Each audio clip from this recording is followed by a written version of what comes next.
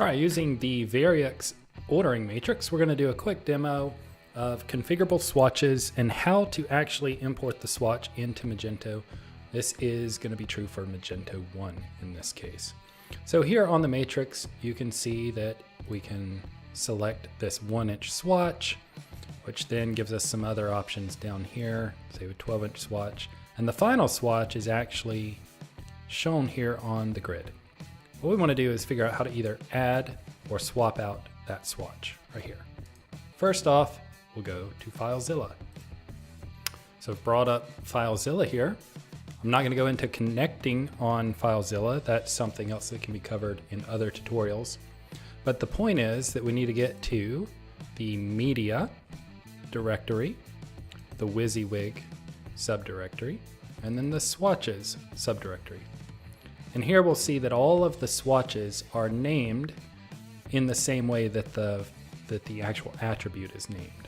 So I'll show you that in the attributes. For demo purposes, I've pulled up the attribute shirt color.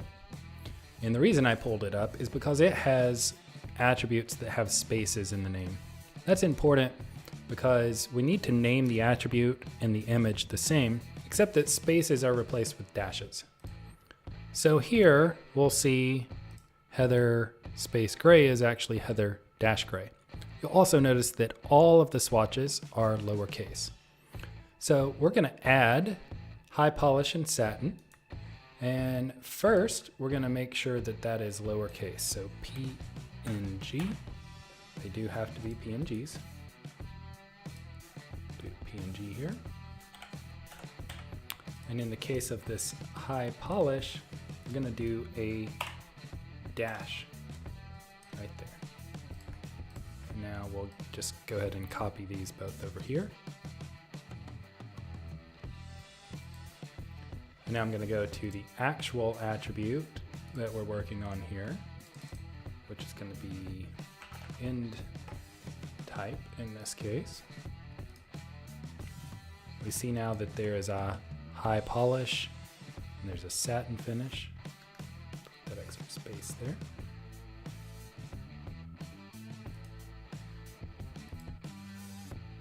Now let's just head over to the cache. Just make sure that the swatch images are refreshed. Let's flush the whole cache just to make sure.